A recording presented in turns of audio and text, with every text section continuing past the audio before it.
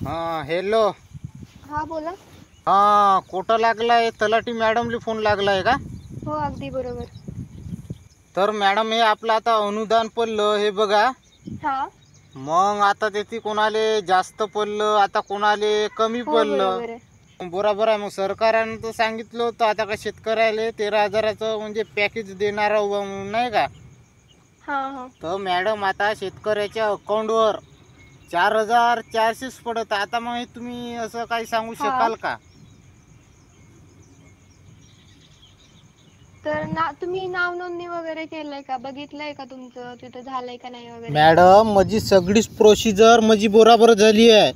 फक्त माझ्या अकाउंटवर अमाऊंट कमी पडला. ते वरून झालं असेल, एवढं जास्तीचं काही माहिती नाही आम्हाला. कसं तुम्हाला माहित नाही? तुम्ही तर शेतकऱ्याचे हे म्हणतो काम करताय ना. हो बरोबर आहे, पण सगळे तरी जिम्मेदारी आमची कुठे असते थोडी? आजी हो, तुमची जिम्मेदारी नसते, पण तुम्ही त्याची लिहिते ना पीक पाणीवर तिथं किती काय नुकसान झालं ते राहते का नाही काहीतरी. हो बरोबर आहे. मग येते असं कसं काही होऊ शकते? वरील अधिकाऱ्यांना वगैरे बोलून बघायचं ना. आजी तर तुम्ही म्हणताय तुम्ही वरच्या अधिकाऱ्याला फोन लावा म्हणताय. आम्ही त्याला फोन लावतो तर ते तलाठी ऑफिसले कारवाई कर म्हणते, तलाट्याला घेऊन जा म्हणते. आमच्या इकडं पाण्यानं पूर्ण नुकसान झाली आहे, पूर्ण डूबडाब हे ते सगळं झाला. आता तुम्ही पुन्हा अशी पुन्हा म्हणत जाता येतं.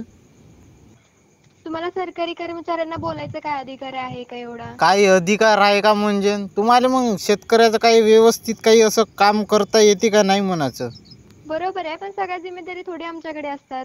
घरी बोलायचं तुम्ही सगळ्यांना, थोडी आमच्या हातात आहे. आम्हाला जेवढं होईल तेवढे करू शकतो आम्ही. आता मला एवढंच म्हणायचं आहे का शेतकऱ्याला कोणी समजण्या जोगतीचं आहे का? ना आता आमची एवढी पिकाची नुकसान झाली, मग आता कोण त्याची भरपाई भरून देता? आम्ही पण समजू शकतो शेतकऱ्यांचं, पण तुम्हाला आम्हाला बोलायचा काय अधिकार आहे का? आता पण तुम्ही आम्हालाच थोडी बोलू शकताय. आम्ही तर काय करणार आहे? जेवढी पडले तुम्हाला तेवढंच अमाऊंट करणार आहे ते आम्हाला समजते. वधरून तर मुख्यमंत्रीनं आश्वासन दिलं होतं एकरी 13,000चं पॅकेज पडणार आहे बा म्हणून. आमच्या अकाउंटवर फक्त 4 न 5,000 पडले. आता मग आम्ही नेमकं करायचं तरी करायचं का? मी तर काय बोलू शकते आता तुम्हाला? जेवढं पडले तुम्हाला तेवढं केलं. आता तुम्ही असं बोलताय म्हटल्यावर मी कसं बोलू तुमच्यासोबत? आता कसं बोलू म्हणजे तुम्हाला का त्यावेळी का समजायला नाही पाहिजे का? कमी याच्यावरच द्यायचं तर जास्त द्यायचं. आता मग आम्ही का करू? आता मी काय करू शकते का याच्यामध्ये? मला जेवढं होतं मी त्याने केले. आजी हो, आता तुम्ही तर केलं, तुम्ही केलंय म्हणताय, पण आता आम्ही आता सामान्य आम्ही शेतकरी आता आम्ही याच्यात मेलो ना. मग आता बरोबर बोललो का नाही? जेवढं होते आमच्यानी तेवढं केलो असं तुम्ही बोलल्यानंतर काय बोलणार आहे आम्ही? नाही आता काही करायचं नाही. आता काम फक्त एकच करायचं. आता तुमच्या पगारातलं मला जराशी तरी आता मला पैसे अकाउंटवर मग टाका. पहिलंच सांगत आहो मी. पण तुम्हाला कसं काय देऊ शकते? मला जेवढं भेटतंय, मला पण घर आहे ना, मला जेवढं भेटते मी तुम्हाला तेवढंच करू शकते ना. नाही ते आता मला काही सांगायचं नाही. आता ते वदरचे तुमच्या पगाराचे मला पैसे द्या आता. हे तुमचं बोलणं चुकीचं आहे बरं का. तुम्ही असं बोलू शकत नाही आमच्यासोबत. असं बोलायचं तुम्हाला अधिकार नाहीये. अधिकार नाही म्हणजे ना आमची चुकीची माहिती वदर तुम्ही देता ते बरोबर आहे का?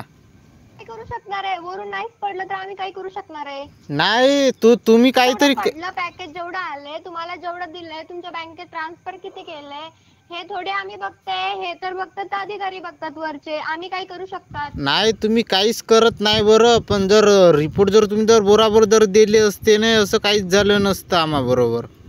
रिपोर्ट कशाचा रिपोर्ट? हे आपलं किती टक्के नुकसान वावरातलं झालं याचं जर बरोबर कॅल्क्युलेटर जर केलं असतं तर असं झालंच नसतं ना.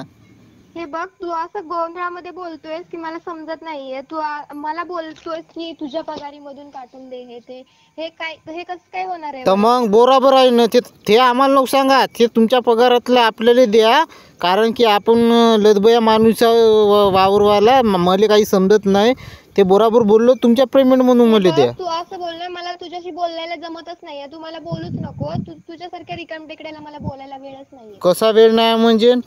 दुसऱ्या कामाला फक्त वेळ आहे तुम्हाला. हे बघ, तू काय करतोस